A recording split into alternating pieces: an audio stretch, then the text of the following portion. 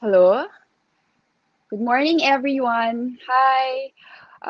Thank you for joining the Philippine Star and Property Report on its second webinar of the Moving Forward web series, Investing in Real Estate in a Post-COVID-19 Landscape.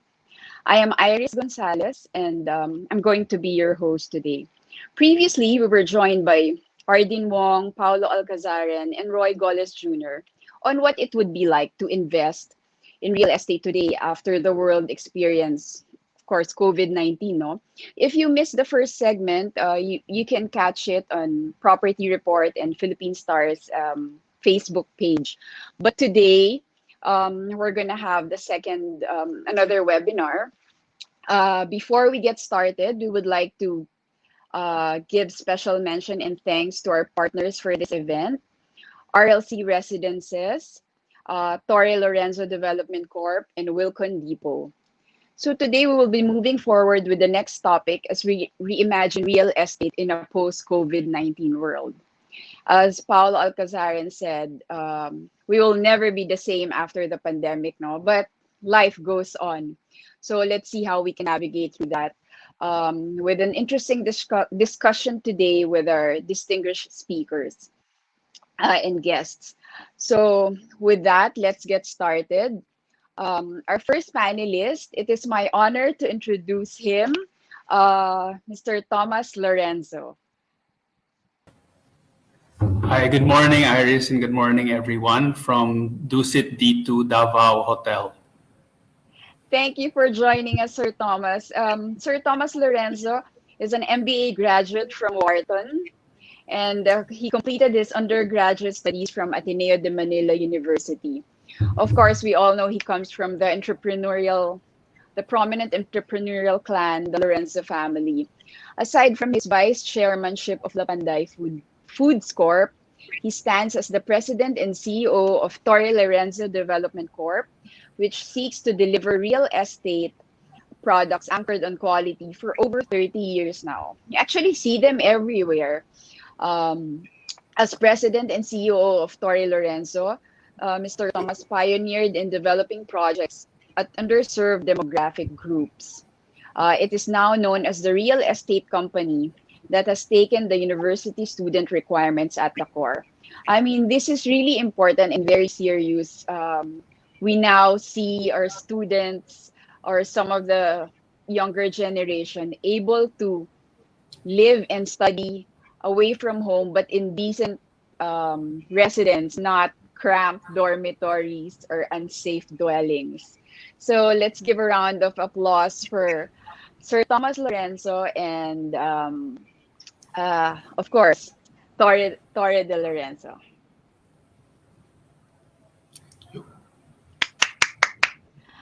Our next panelist is Mr. Henry Yap. Yes, Henry Yap is a Philippine licensed architect and environmental planner. A really important role, especially these days. No, currently he stands as the senior vice president and general manager of Robinson's Land Corp's residential division. In addition, he holds several positions in the various joint ventures of RLC.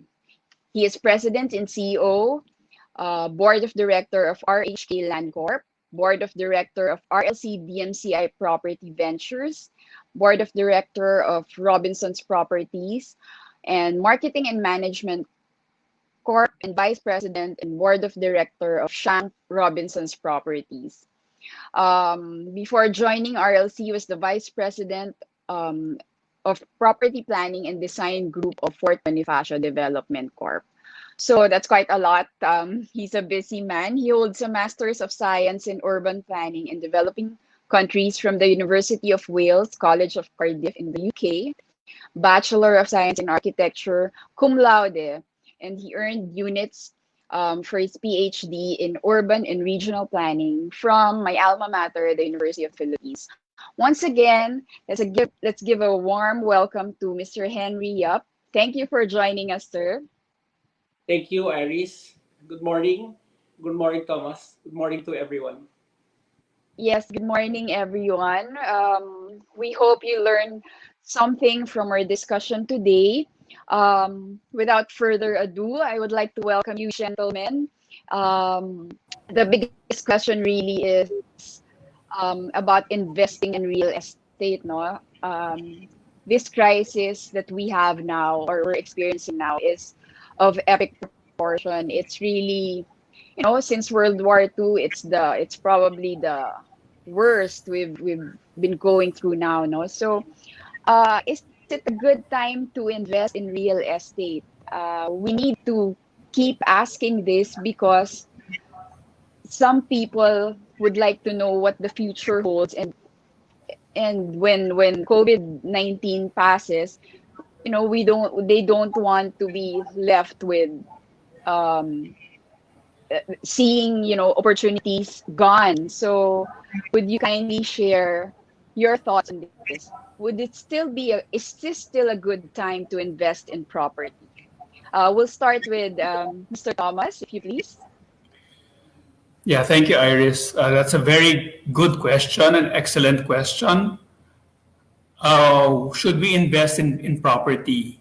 And we have to look at everything from a long-term perspective. Mm-hmm. I'll tell you a story. In 1998, that was the Asian financial crisis, the crash, Mm-hmm. and everyone thought the world would end, especially in real estate. And by 2003, people were regretting not investing in 1998. So real estate is very long term. The people also who then followed the Western financial crisis in 2008, and Right. again by 2012, 2011, people were regretting not investing in real estate 3 years before. So we have really the benefit of hindsight. We know that real estate catches up. It's a generational investment. And when you invest in something today, you, of course, Mm-hmm. pay for it over time. So by the time Mm-hmm. you finish paying for it, the economy would have already recovered. Mm-hmm. And real estate is something you can always leave to your family, and it can help you really um, really plan for the future. So it is a long-term investment. It's not like you're going to buy, a House or clothes. or clothes. Yeah. It's not like you're going in, a fast fashion brand and you say, I'm going to wear this for a month and that's it. When you buy Right. real Right. estate, you think of your children, you think of your retirement, and Mm-hmm. remember the Philippines is a very very uh, a blessed country because it has a population that will be able to buy these that need Mm-hmm. property for people to live in, whether they're students or professionals or whatever. So the Philippines, with 110 million people, has its own internal market. We don't need to wait. These people, you don't see them because the 40 million or so people below 18 years old eventually will Mm-hmm. need something, a place to stay, and initially they will rent, and then they will buy on their own. So there. Right, right. So yeah, I think that the what you said, it's a generational investment. That's very much on point. It's long term. It's not like, as you mentioned, not fast fashion. You buy and then use it for a while and then no more. No, so you really invest in the for the long haul. Like years and years, you reap the fruits of your investment after several years after this crisis has passed, I guess, no? Thank you for that, Sir Thomas. Sir Henry, any thoughts on that? As an architect and urban planner, is investing in real estate still a wise move to do at this point when the country is in crisis? I totally agree with Thomas. Actually, there are several statistics that have been shared during the financial crisis in Asia and the global financial crisis, well, there was Mm. decline of about 3 to 4% in those two instances after the Mm. recovery of the property and the economy in general. The substantial increase in prices was reflected. Some noted that as low as 5% to as high as 8%, depending on the particular sector in the property business. That is but natural because there are sudden fear when there is a dilemma. But the reality is, it's also the best time to invest, especially to those who have extra disposable income. For Yes. companies who would want to dispose of their properties during the crisis, they would normally provide discounts or they would normally provide easy payment terms. And this can be taken advantage by the good investors. And as soon as the economy improves, naturally all of these prices will recover and there will be an upside for the investors. I'm also reminded of the stories of Mr. John and many of the developments we have undertaken were during the times that the Philippines went into crisis. And this is when Mr. John saw a lot of opportunities because very few people were investing.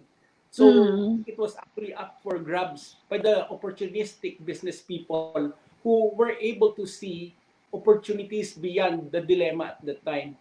And that is Mm. when also developments actually started. And for sure, I would encourage everyone who have this extra disposable income at this time to invest in property. Okay, okay. Thank you for that, Mr. Henry. I think you're correct, no? You also cited Mr. John. I assume it's the late Mr. Gokong Wei, correct?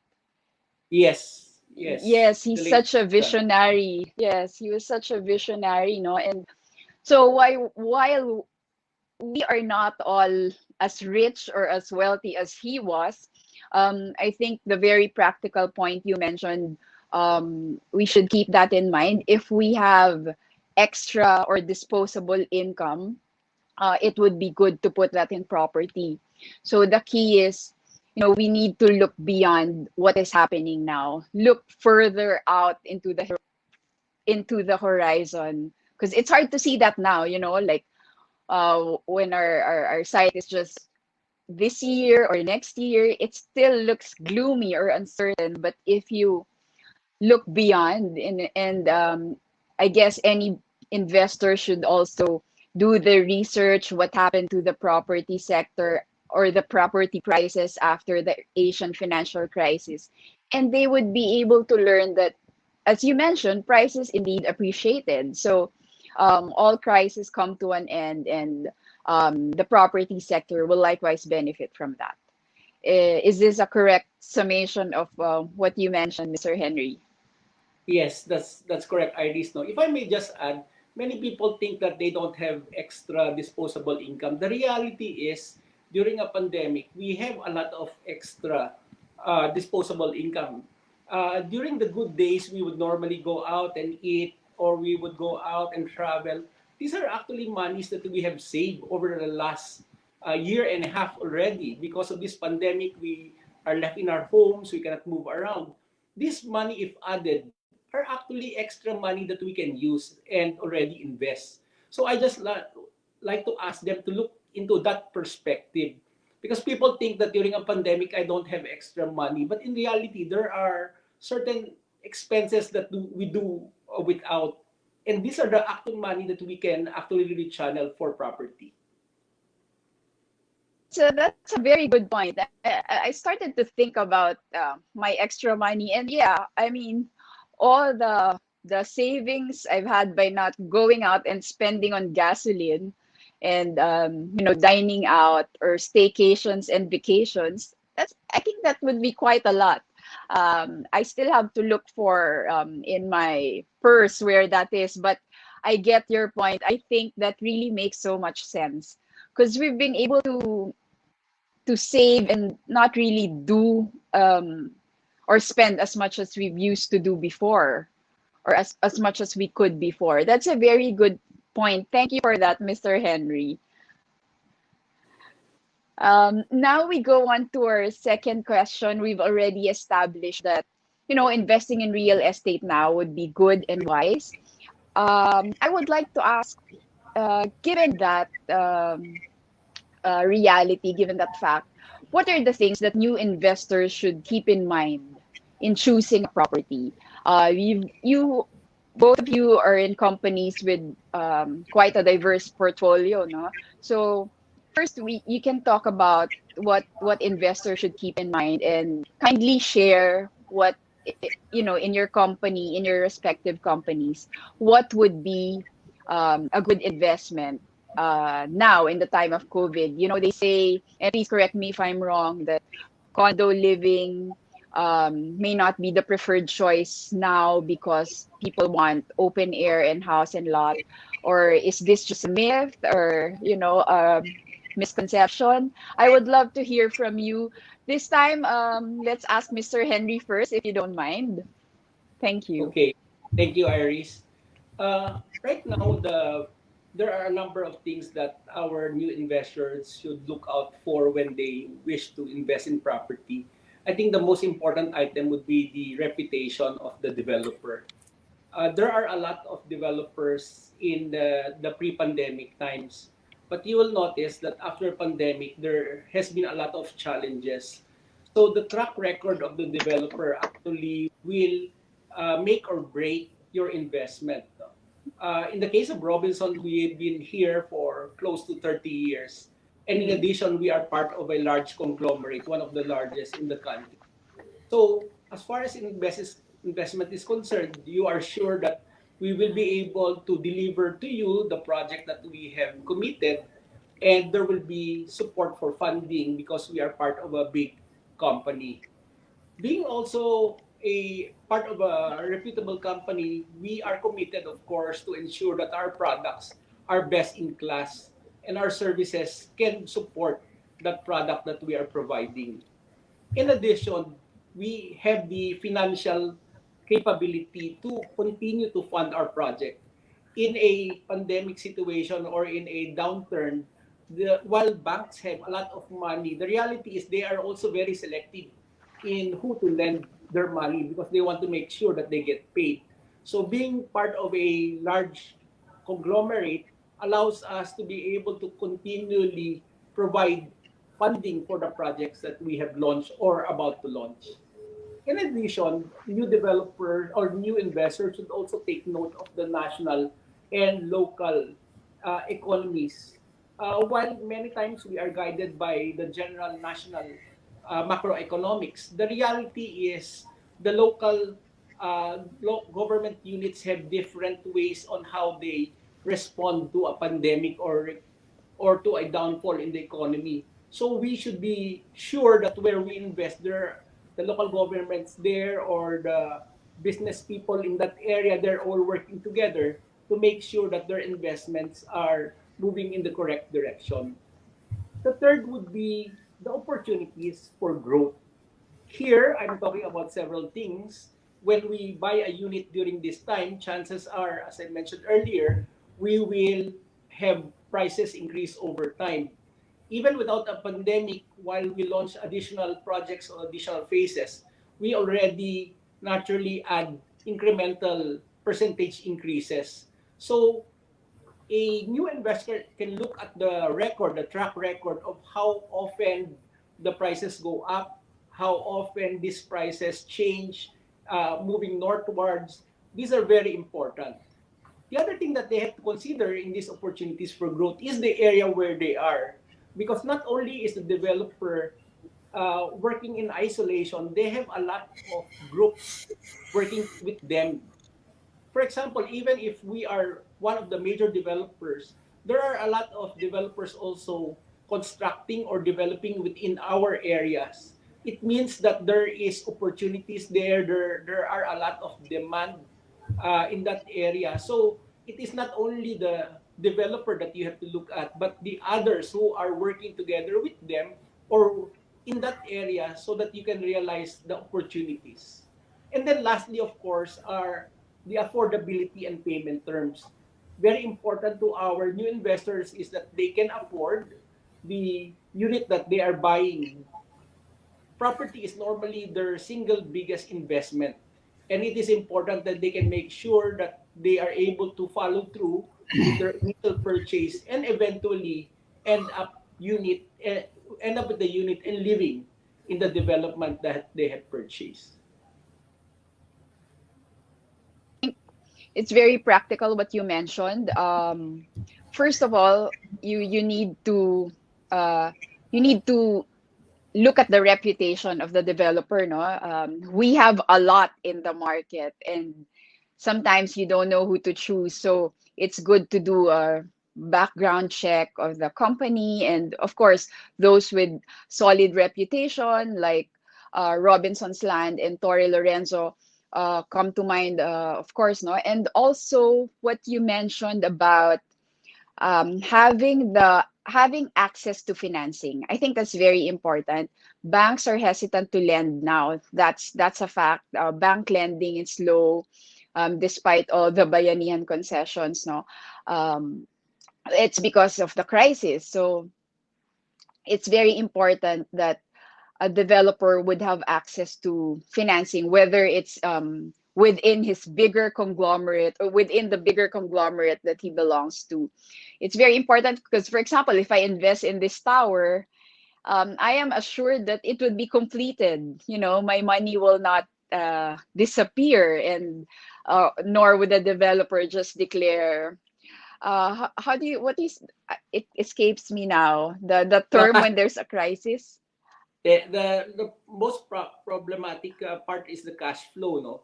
While Yes, yes. they might be able to sell, they may not have enough funds to continue building the project.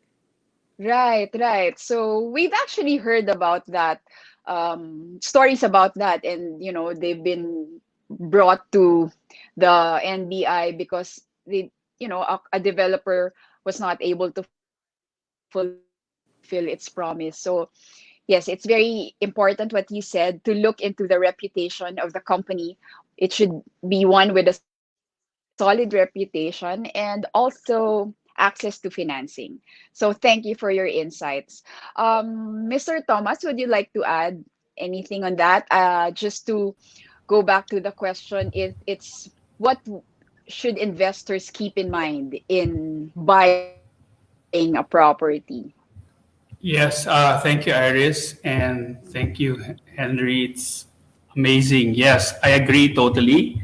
Um, we reputation is very important. We've been in the real estate industry 30 years, and our first high-rise building was 20 years ago. Uh, it was our first high-rise building. Reputation is very important. The ability to finish a project is very important. In fact, this year, we are turning over two buildings, 3 Torre Lorenzo, which is beside College of St. Benilde in Vita Cruz, Pablo Campos Street. And we're also turning over Torre Lorenzo Malate, which is a block away from UP PGH, UP Manila. So it's important that your buyers and investors know that you can finish your buildings and you have a track record. Going back to track record, I always tell our buyers, those interested, I am not ashamed to show all my buildings to them, and I invite buyers to visit our oldest building because what is really lacking with a lot of developers is maintenance.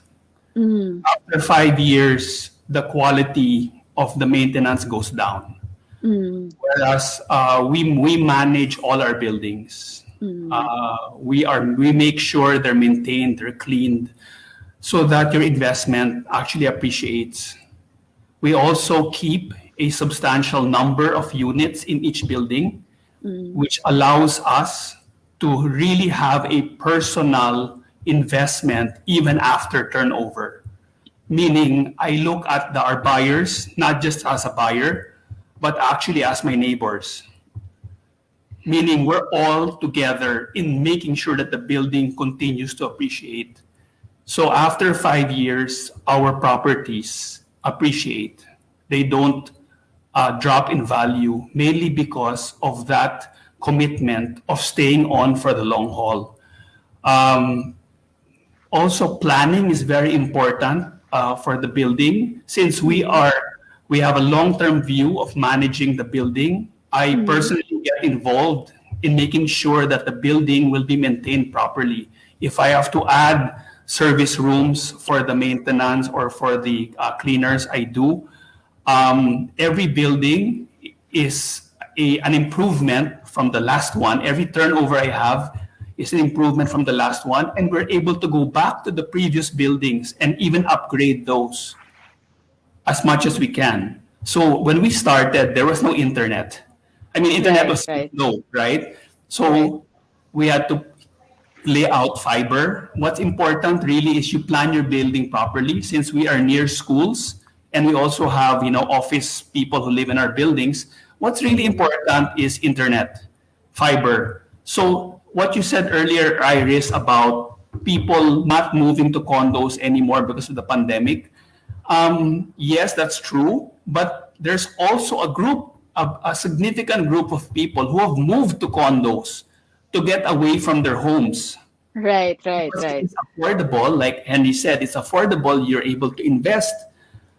You have now your little space for yourself, which has Mm-hmm. high-speed internet. That's why it's important we have high-speed internet. We have all Mm-hmm. the amenities. Our amenities, we'll make sure that there's no need to look to get a gym membership somewhere or to get a club membership. Our swimming pools, our gyms, our commercial establishments in the building are really meant to cater to upgrading the lifestyle of our residents. And well, affordability, I agree totally with Henry that it's really affordability.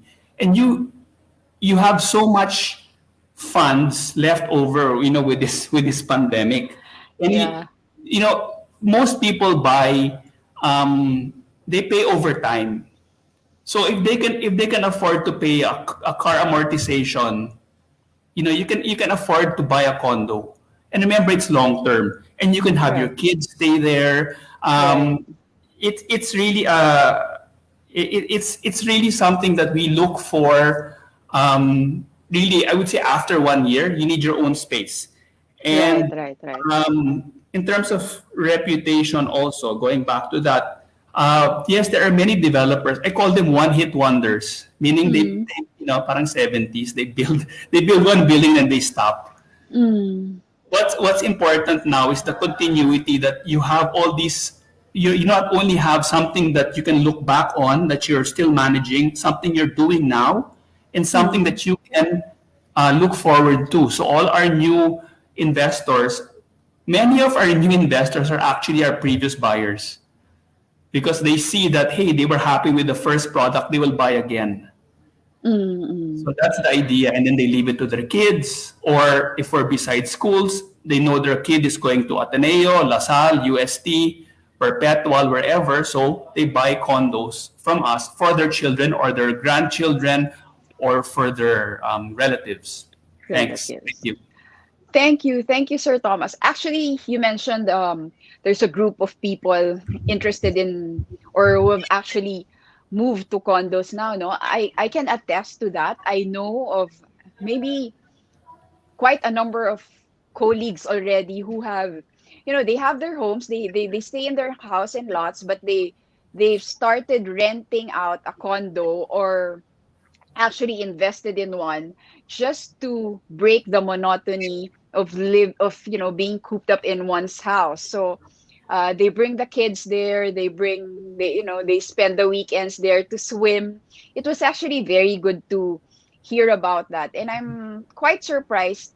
I heard a lot. I heard that quite a number of my colleagues have done that, especially those with little kids who get really bored just staying at home. And now, especially now, it's the summer. So yes, that's I agree with that. And what you mentioned also, affordability, as you and Sir Henry now both mentioned, there's a lot of funds we didn't get to spend, so it should have gone to our savings, and it's very practical to put that in a more long term investment. My follow up question, though, is if we want to check the reputation of a company, I know it's easy to look at the names. They're all so big. I won't mention now, but they're listed and there's a lot in the market. But how do we get a third party verification? Like, are there is there a third party brokerage company? Because if I ask a broker and the broker, the broker works for this certain developer, I may not actually get quite an objective assessment. So just on the practical level, how do we find a third party, uh, how do you say it, expert to check if I want to, ask, hey, is the reputation of company A really good and solid as we think it is? Sir Henry, you wanna take that question? Okay. Actually, with the social media right now, with internet being widely available, there's a lot of research that are immediately available in the internet. One Mm, just has to list down or ask, let's say, the top 10 or top 20 developers, mm, and the internet would provide you that data. Once you're able to get that list, you can actually go to the respective websites. And many publicly listed companies are required by government to post their financial reports, their annual reports, including certain type of reports such as sustainability or uh, or payment terms, or even the audit reports of their board. So there are a lot of information that you can gather. Now, it mm, is also important that you are in the lookout for comments given by third parties. Many times, mm, if somebody is happy or not happy, given social media, they would directly put the information on the site and share with others. Of course, you have to take it with a grain of salt, because some of them might really be mad for one reason or the other. But generally, they are the people who would comment or who would share the comments on those companies are very straightforward, and they are not or the companies, the reputable companies, do not spend money to just perk up their own reputation. right, The right. area would be the actual developments that these companies have developed over the years. Our company and the Tolorenzo Group have been for in this business for over 3 decades. So that already shows the belief of our clients for us to be able to continually provide them or sustain our developments. I agree that there are a few, or not a few, there are substantial developers that are the one-shot developer. This is where we are a little bit concerned, because it is possible that they are entering the field but they are not very familiar with the activities. So in case something happens, a pandemic Mm, hit them, then they may not have the provisions, the resources, the financials mm, to allow them to continue building. So mm. these are the things that you can consider. Thank you for that, Sir Henry. Yeah, so I think I'd also I can share the formula we have as journalists, no? If we want to verify a story, we get at least three independent sources. So I guess if you want to do background check on a company, you have to ask more than just one person. So one, two, three if possible, at least three independent sources if possible. And also, what you mentioned now, social media is so strong. If there's there's a unpleasant experience by a buyer, everyone would know instantly. So um, it's really it's really there's really a lot of information available in the market now, especially with social media. Of course, as you mentioned, we take everything with a grain of salt, but it's actually good to look at social media if you want to research on a company. There are actually, and I think you know this, some developers in fact have hate pages, like all the complaints are put on one page and everything. So there's a lot to check. Thank you for that. Sir Thomas, would you like to add anything on that? The question was, how do you verify from a third party expert, or are there third party experts in the market where you can ask if company A or company B is really a reputable developer? Well, thank you, Iris. Good question. And I totally agree with Henry about social media. It can make or break you. However, well, the other things that I realized is uh, number one, that besides social media, people really rely on word of mouth. Mm, Purchasing a property is something very, it's a big ticket item. It's mm, expensive for us. It takes a big chunk of our monthly income.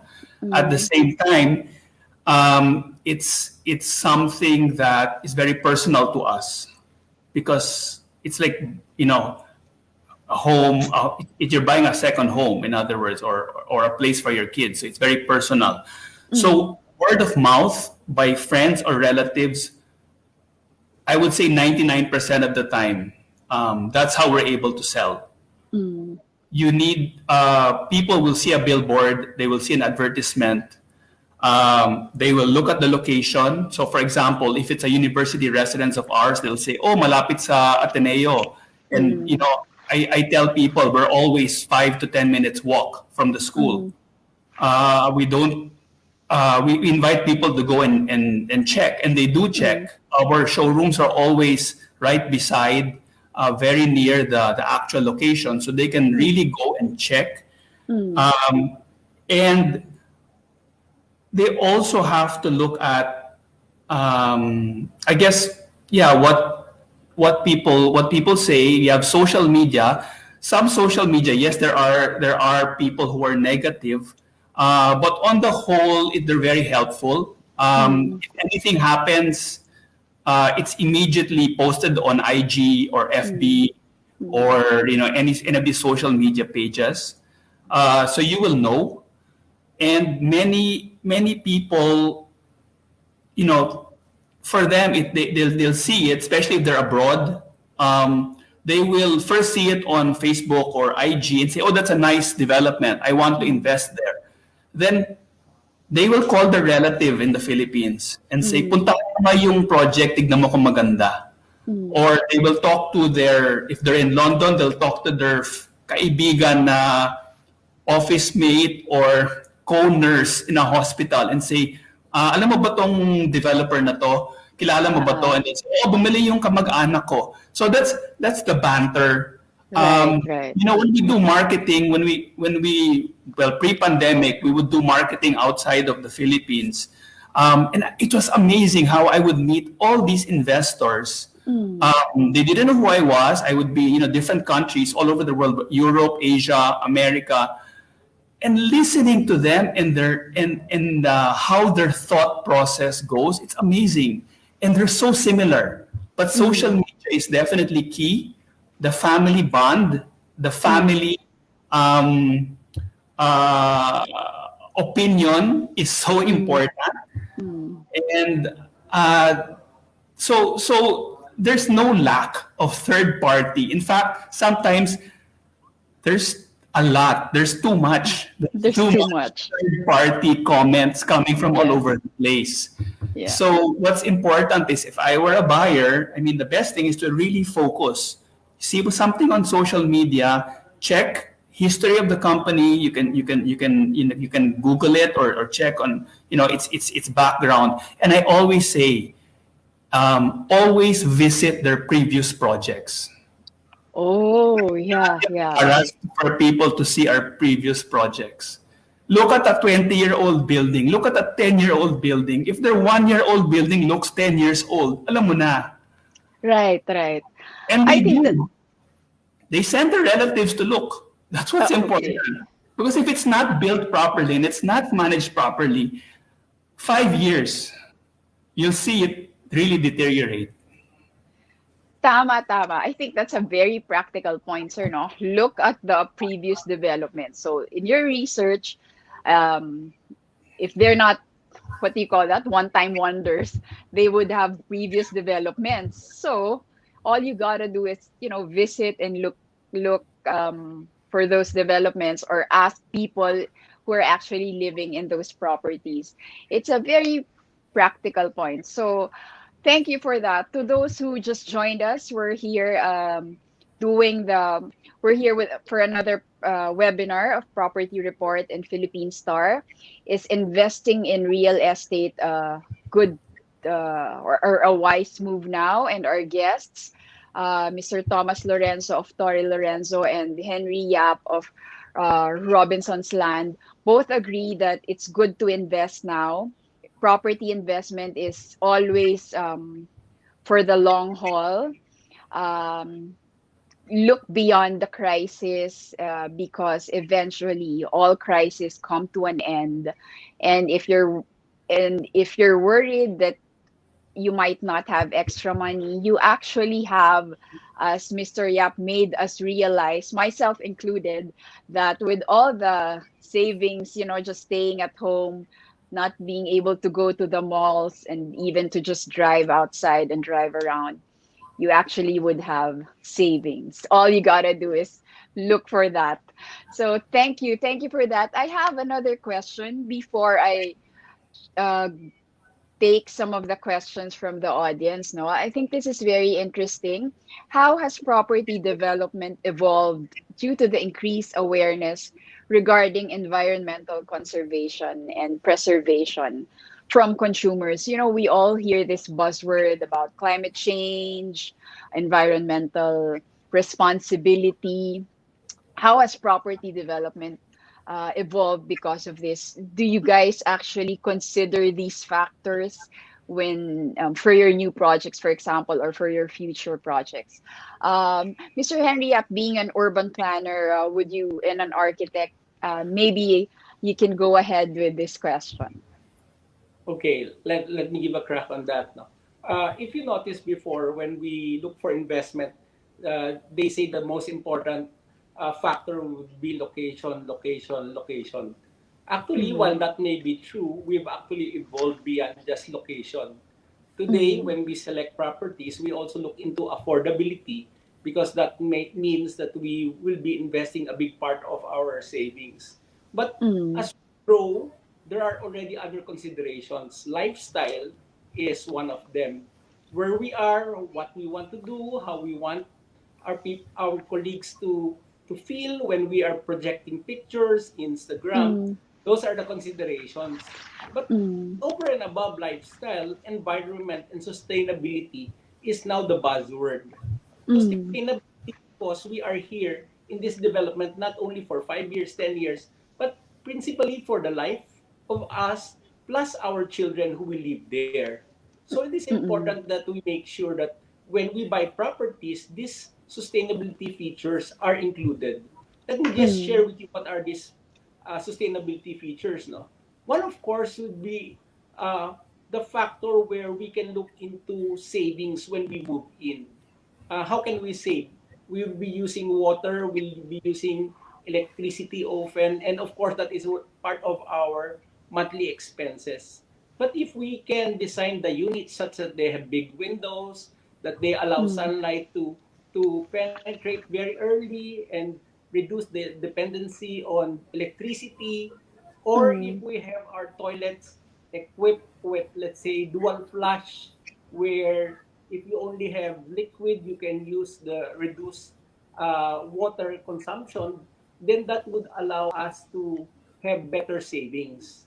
In Mm-hmm. addition, many of our projects are also covered by not just those within the units, but also around the amenities. And here, the sustainability policies of the company comes into play. Many times we will consider products that can be reused, recycled, or where the resource use is minimal so that we don't create damage on the environment. No?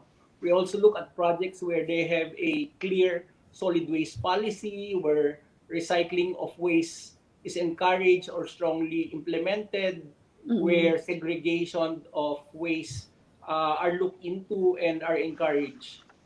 The other thing that we normally would include in sustainability would also be interface of our amenities, our units, and the outside world. Many times, not all the locators or the buyers of our buildings have cars. So they are still dependent on public transport. So Mm. a responsive developer would normally locate his project close to public transport, making it more convenient to the residents to move around, either to just to shop or to go to their offices or to go to school and the like. So these are some of the environmental policies that are now important. The new thing about this pandemic, it also has pushed us to look into digital transformation. Mm. Whereas before, we were dependent on doing things physically because of certain limitations. Now, because of the pandemic, our developments have to be digitally ready. And this Uh-huh. may mean requiring internet provisions or expanding the bandwidth to allow the father or the mother to work from home, or for the children to be able to study at home and link with their schools for their courses. They are very important as the Uh-huh. properties develop new requirements. The other thing is, because of this pandemic, we realize that our projects have to be future proof, or at least respond to immediate but uh, un, how do you call it, unpredictable issues. You will Uh-huh. recall that prior to the pandemic, if you need to do anything, you can just go around. But because of the pandemic, you were required to stay home, or your Mm. mobility was restricted. So here, uh, it is important that our maintenance company can provide the support. The securities will continue to be there. Our Mm. housekeeping staff will have facilities to stay within the Mm. development so that they can respond to the requirements of the residents, so Mm. their assets are maintained, and that they'll be able to work freely while inside the homes. So I think these Mm. are the evolving things because of this recent pandemic. Thank you for that, Sir Henry. No, that's quite comprehensive. And it's actually reassuring. Like, if I'm a real estate buyer, I am now assured that, hey, these companies are no longer, you know, in that business as usual framework. They're actually taking into big consideration the needs of the times and what consumers or buyers would want to see in their developments. I don't think you can sell a building if the building won't be able to catch an internet signal. I think Mr. Lorenzo would agree with me. If you're in a place with no signal, good luck selling that building, especially at this time, right? Also, my takeaway was I think you're now investing quite a lot in these sustainability and future proof initiatives, like actually as simple as a faucet that works more efficiently. We've seen that in some of the buildings already. Sometimes, the first time I've tried it, it's quite irritating. I want it the way it used to be, like the water would just be flowing, but then you realize, there's a big purpose for that. So it's quite reassuring that developers now have this in mind. Mr. Lorenzo, would you like to add anything on that? Yeah, thank you, Iris. And I agree with Henry about especially how you design the buildings. Mm-hmm. So my answer will be in two parts. The first will be our condos, what we're Mm-hmm. doing for environmental protection, and also for our resorts and Mm-hmm. out of Metro Manila, what we're doing. So in terms of environmental consciousness, we Mm-hmm. have to give it to the young people. The young people, I really applaud them because they are so environmentally conscious. We have many Mm-hmm. residents who are college students, and they are very conscious about segregating Mm-hmm. their trash and about minimizing plastic. And I really see it happening. They're very conscious. So that's very laudable. Next is in terms of light, we make sure, some developers just put units everywhere and there's no more light inside the hallways. We make sure there's natural light and there's natural ventilation. So there's air always passing through and there's light, even at the expense of adding units. I mean, we have to remove units just to be able to get that. Because again, for us, it's long-term appreciation of the building. You can't just have a light electric bulb there all the time, on all the time. Next is, good that you mentioned about water savings. Our buildings are equipped with prepaid water meters. So what does that do? If you need water, you just go downstairs, you purchase your water, and then you tap the meter outside your unit, and then you get your water. Why is that important? We noticed that accidental overflows by the residents are next to none, because if a resident goes home for the weekend and he or she leaves the faucet on, the water cuts off as soon as the load is finished. So that's been a big help. And then we've also put less stress on our elevators in our new buildings, because we noticed that, I call it the barkada syndrome. Especially pre-pandemic, the friends all come over and they hang out with each other, quote unquote study groups, right and left.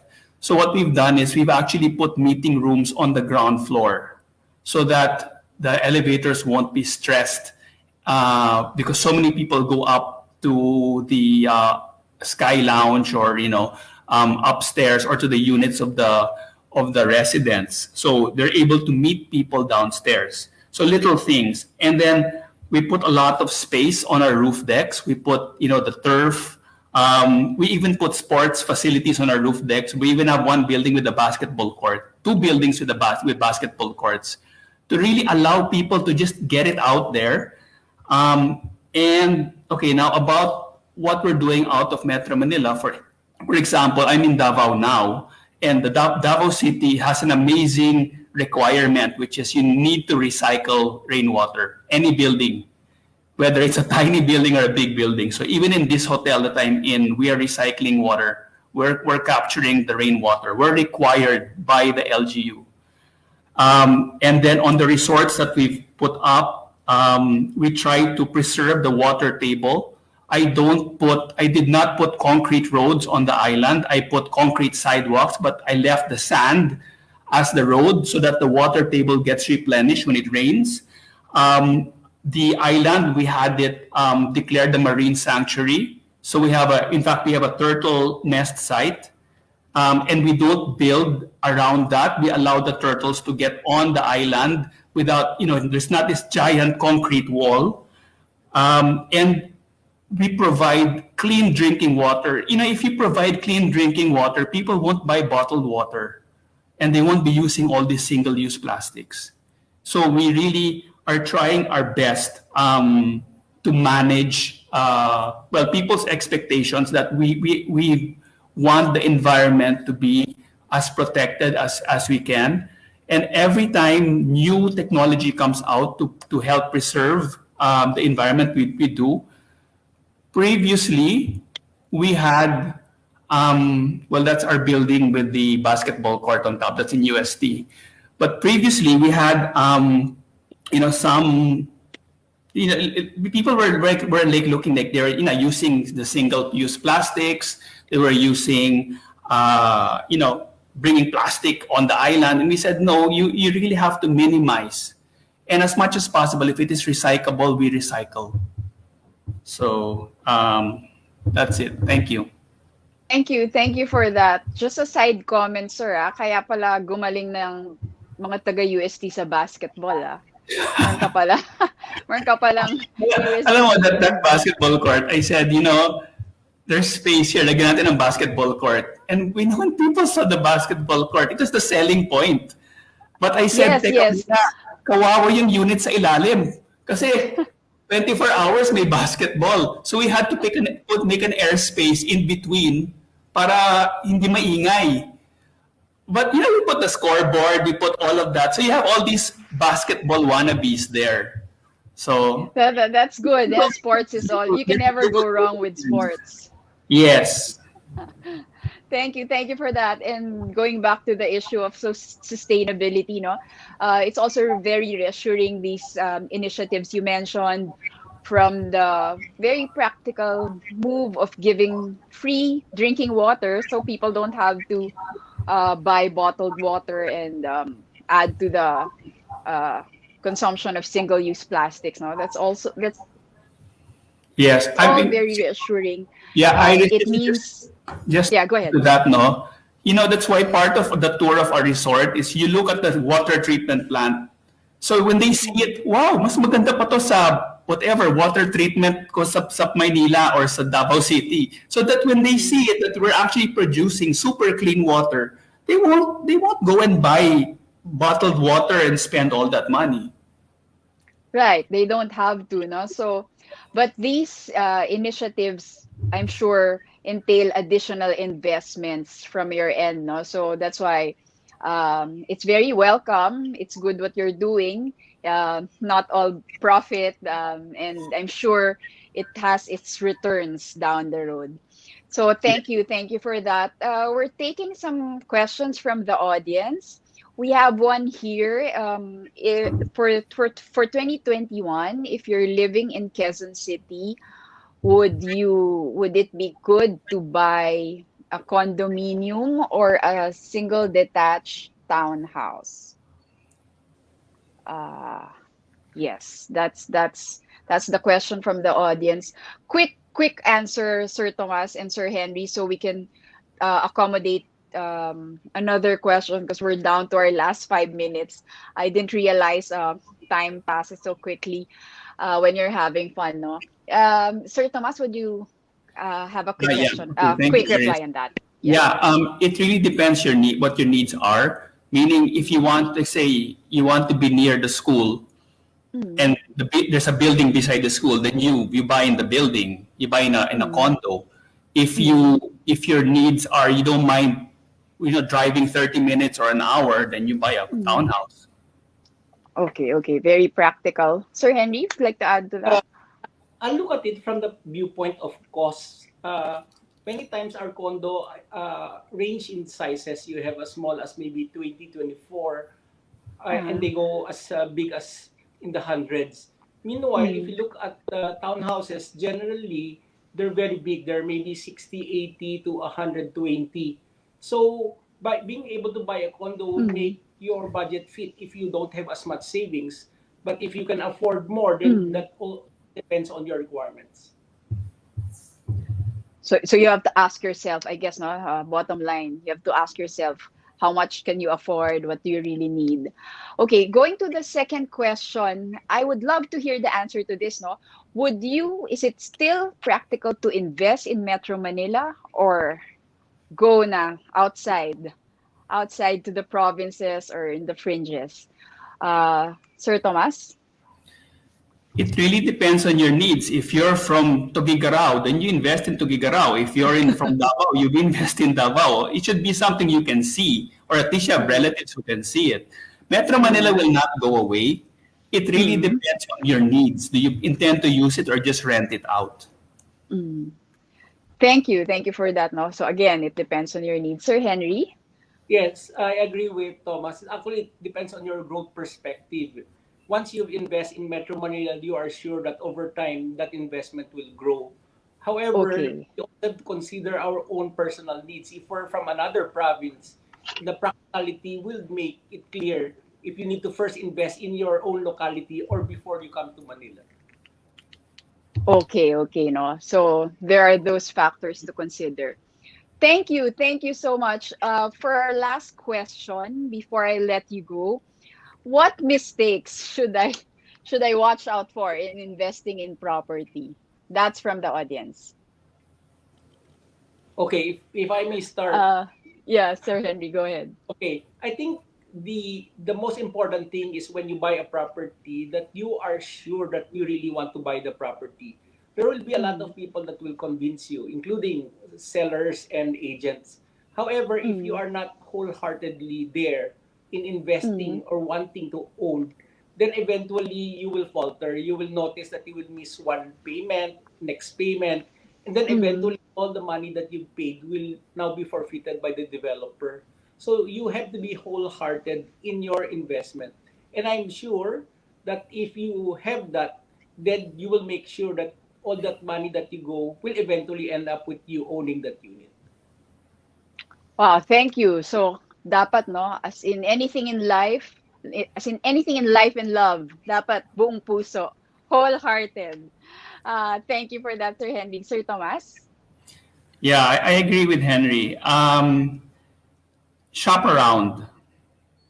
Shop around, meaning compare. Don't just go to, if you're decided on buying in the Loyola Heights area or in the De La Salle area or the BGC area, shop around. Don't just stick to Mm, one, mm, because if you don't, then you'll regret. You'll have this issue that, oh, I should have bought here. But if you know mm, already that you know what's around you, then that's fine. And then the other thing is, remember, real estate corrects itself. You may feel that I lost money na, it went down by uh-uh. 5%, 10%. But remember, that will go up. That will Okay, go up. okay. If it's managed properly and the location is correct. We've been through so many ups and downs in this country of ours that we know it's gonna go up. Right. So that's very good. Thank you so much, gentlemen. Thank you. Thank you for your time, Mr. Thomas. Thank you, Sir Henry. I think we've learned so much today. I think so has our audience. My biggest takeaway is okay, let's go back to the main question. Is investing in real estate good and wise now? Yes, it is because property is for the long haul. So you have to look at it with the lens na you're investing in it not just for today, for 1 month, but generational investment, as Mr. Thomas said. And second, you have to shop around, look, study before you uh, finally choose that investment. As Mr. Henry said, look for that developer with a solid reputation and in this time, access to financing. I guess the access to financing applies also all the time, no? Because it's not only during crisis that you need access to financing. It's continuously because you have so many projects. And then if you should buy a condo or a house and lot or a townhouse, bottom line, it depends on what you need. Do you need something that's near your office or your school, or you're willing to drive 30 minutes more or another hour to be in a subdivision or in a gated community? It really depends on what you need. And finally, whether you want to invest in Metro Manila or outside Metro Manila, um, that will also depend on your need. One thing is clear, Mr. Thomas said, Metro Manila will not disappear. And on my own personal takeaway, property will correct itself. Kung may konting dip, eventually it will go back. And yeah, because crisis, they never really last. Even if it doesn't look that way now, they never really last. So thank you, Sir Thomas and Sir Henry. It's been a very fruitful discussion with you. It's an honor to listen to you and hear your thoughts on this. I hope to see you again next time. Thank you Thank for you. joining us.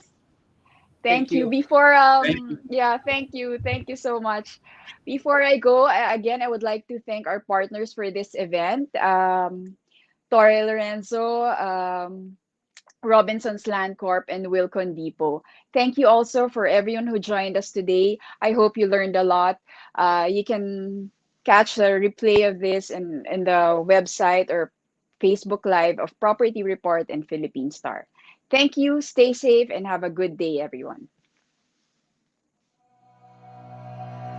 For almost 3 decades, Robinson's Land Corporation has grown with you. As an industry leader that continues to uphold its legacy in the property landscape, alongside its equally successful affiliates spread throughout the nation. As a subsidiary of one of the largest conglomerates in the Philippines, JG Summit Holdings Incorporated, Robinson's Land establishes competitive names in various industries that paved its way to becoming a trusted brand in the country. Today, a fresh perspective on Philippine real estate will take condo living to a whole new level with a bolder and stronger brand. RLC Residences is a brand that every family and young urban professional will be proud to own, allowing you to raise, live, connect. Immerse yourself with elevated lifestyle experiences, world-class design, and elegant living spaces that enrich everyday life.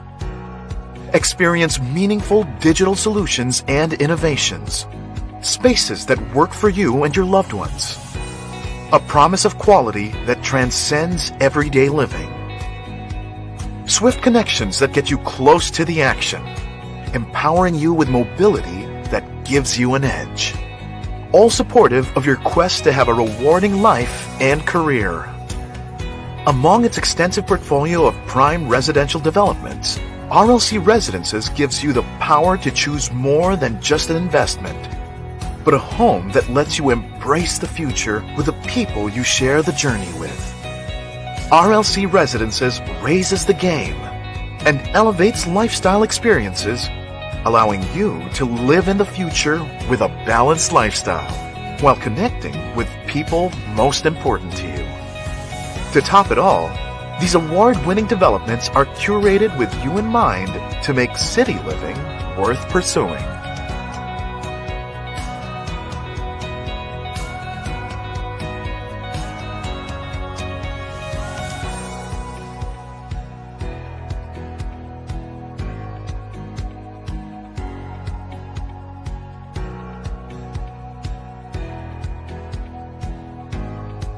As we step into the new chapter, creating stronger and bolder selections of prime residential developments, we continue to look forth with the same enthusiasm that blossomed 3 decades ago. The same passion and determination that brought us to where we are now. As one RLC Residences, together, we invite you to embrace the future with RLC Residences.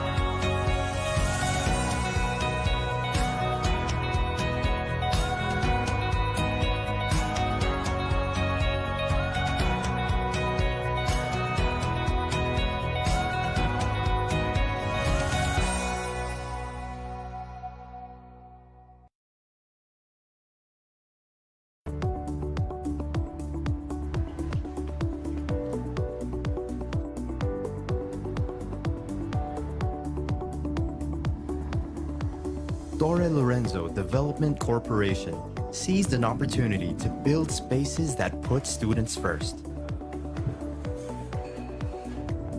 20 years later, we have grown to be one of the youngest, most progressive, full-scale developers in the country. But our success didn't happen by chance. It happened by design.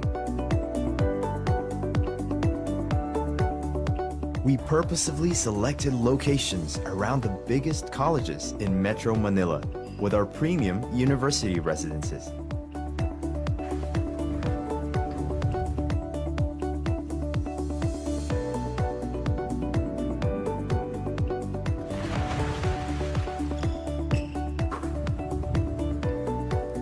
In these areas, we also created premium residences to cater to the young professionals.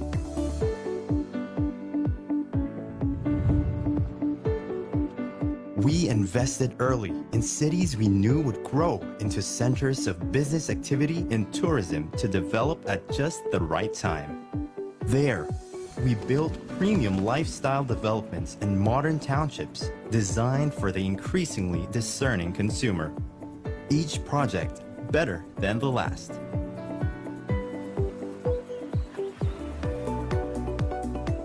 Today, the Torre Lorenzo name is equated with high-quality construction,